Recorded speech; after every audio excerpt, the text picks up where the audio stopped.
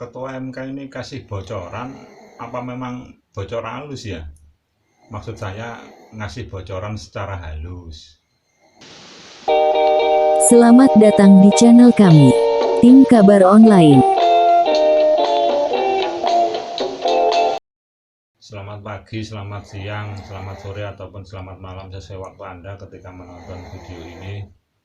Oke pemirsa, mari kita simak dahulu cuplikan video dari Ketua Mahkamah Konstitusi yaitu Pak Anwar Usman ketika menyampaikan di hadapan kuliah umum, waktu memberikan kuliah umum di salah satu universitas di Semarang mengenai batasan usia calon pemimpin. Mari kita simak videonya, nanti kita komentari bersama-sama pemirsa. Muhammad mengangkat seorang panglima perang umur 19 tahun, Muhammad Al-Fatih,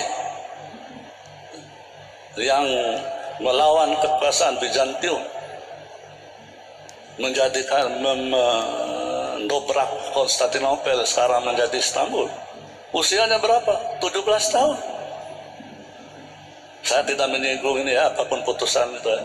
Jangan dikaitkan dulu, ini nggak boleh saya bicara. Tapi memang betul, banyak Perdana Menteri Inggris juga yang sekarang umurnya berapa? Coba cek di Google. Yang dulu-dulu, siapa sesungguhnya yang paling berkuasa di Republik ini? Kata Pak JK, dan dijawab oleh Pak JK. Paling tidak waktu membuka seminar internasional dengan MK sedunia di Jakarta, ketika beliau menjadi Wapres, beliau mengatakan bahwa yang paling berkuasa di Republik ini ada 9 orang. Bahkan tidak perlu 9 orang, 5 orang aja udah cukup. Ini kata Pak JK, yang sebenarnya bukan Pak JK yang ngomong, ini konstitusi, cuman Pak JK menyampaikan ke forum itu. Yang perlu berkuasa itu 9 orang. Bila perlu cukup 5 orang, yaitu hakim konstitusi. Itu anak-anak sekalian.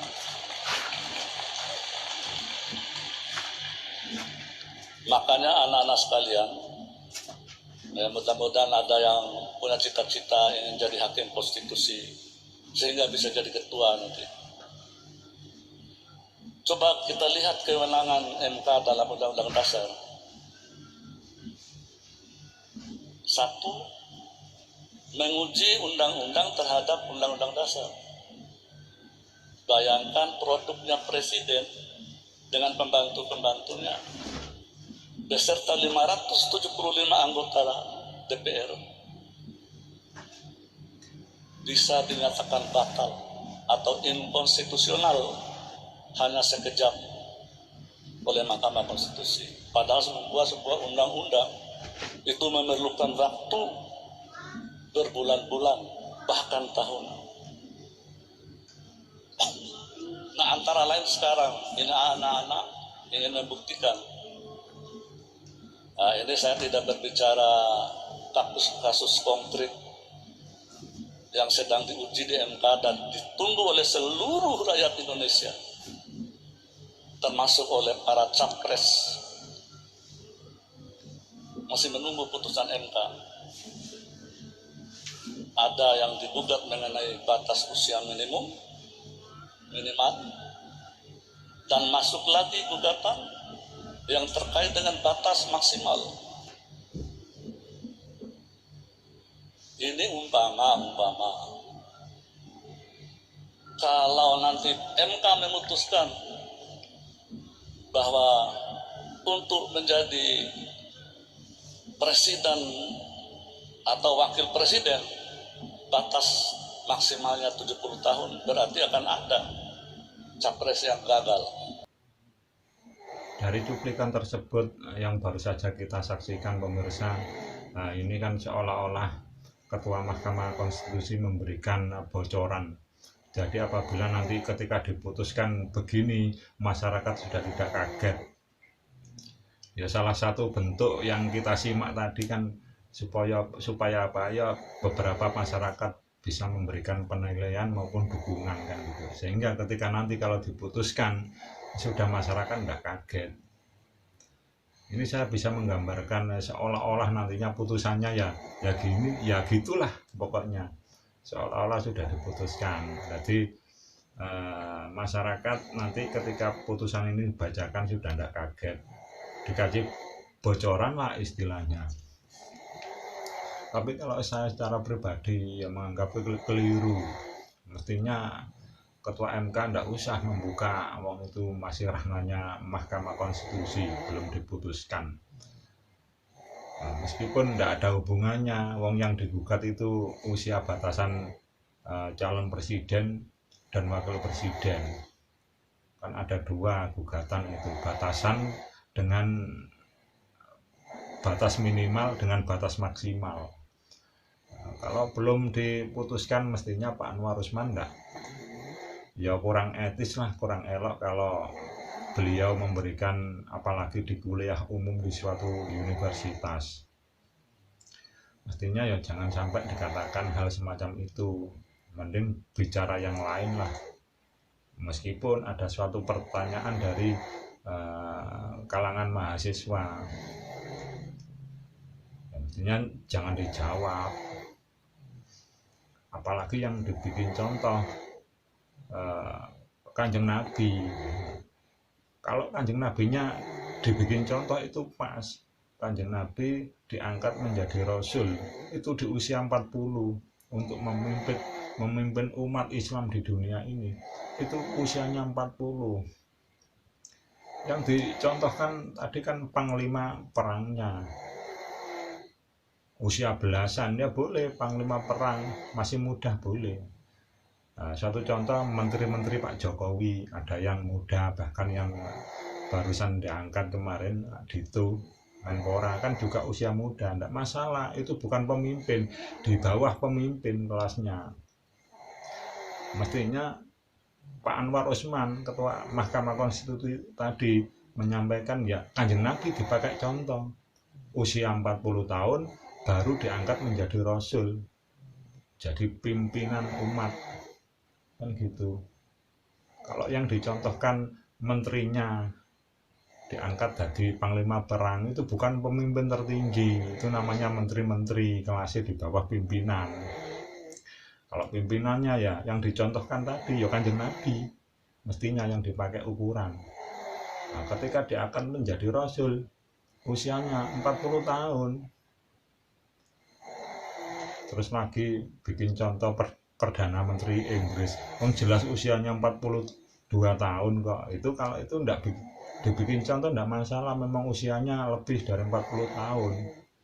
42 tahun menjadi Perdana Menteri. Makanya saya kok heran ini ngasih bocoran apa memang bocor halus ini. Maksud saya ngasih bocoran secara halus pemirsa, bukan kita menghina, enggak.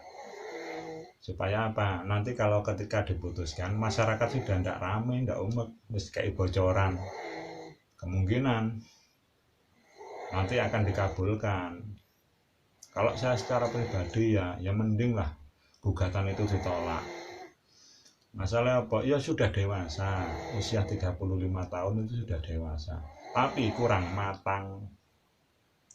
Jangankan ke usia yang 35 tahun, yang usia 40, 50, bahkan 60 tahun, kalau muncul jiwa mudanya, jiwa kekanak-kanakan, seolah-olah ya persis kayak anak-anak. Tapi ketika muncul jiwa mudanya kan usia ini yang memberikan batasan, sehingga ingat, oh iya usiaku sudah 40 tahun, sudah 50 tahun, masa sadar seketika. Tapi kalau usia 35 tahun, apalagi 25 tahun, masih kental dengan usia anak-anak, usia bermain, usia pacaran. Jadi ya kurang pas kalau diangkat jadi pimpinan. Betulnya undang-undang itu sudah pas, minimal berusia 40 tahun itu pas. Kalau batasan tidak usah dibatasi, selama sehat jasmani rohani, mampu dalam menjalankan tugas, ya sudah. Kalau batasan minimalnya memang harus dibatasi. Nah, contohnya kan gini, ada kita sebagai orang tua, ya, kita mempunyai 4 anak. Ada yang usia 10 tahun, ada yang 20 tahun, ada yang 30 tahun, ada yang 40 tahun. Nah, kita membelikan sepeda motor lah katakanlah, kepada anak kita yang berusia 30 tahun. Nah, kalau sama-sama mempunyai hak, yang 10 tahun minta kan juga harus diberi. Kenapa orang tua menolak? Yuk kasihan, belum waktunya. Ibarat mangga belum tua untuk dipetik. Ini juga gitu, 10 tahun ya minta sepeda motor. Kalau dikasih ya orang tuanya yang ya sinting mungkin. Masalahnya apa? Membahayakan. Beda yang 30 tahun sudah matang, sudah ahli, haluan rambu-rambu, sudah mengerti batasan. Yang 10 tahun dikasih sepeda motor, di jalan naik kencang, kalau nabrak siapa yang rugi? Kan gitu. Jadi batasan usia itu memang 40 tahun itu sudah layak lah. Dan lagi pembuat undang-undang sebelumnya kan sudah dipikir matang-matang. Jadi ya enggak usah diutak-atik lagi. Itu kalau menurut saya pemirsa secara pribadi. Dan mudah-mudahan gugatannya enggak dikabulkan, ditolak sama MK. Masalahnya apa? Menentukan bangsa Indonesia penentu nanti. Nah, kalau kita cari yang muda masih belia, ya kurang matang, jiwanya kurang pas. Jadi sosok figur pemimpin itu kurang mumpuni lah. Ya benar usianya sudah istilahnya 35 tahun itu sudah layak lah, cuma kematangan belum matang. 40 tahun ke atas itu baru matang. Tuh pemirsa. Oke pemirsa, semoga tidak ada pihak-pihak yang tersinggung dengan video yang saya sampaikan ini. Dari saya secara pribadi, apabila ada kata-kata yang melukai atau menyinggung perasaan pemirsa atau pihak-pihak tertentu, secara pribadi saya mohon maaf. Ihdinas siratal mustaqim. Wassalamualaikum warahmatullahi wabarakatuh.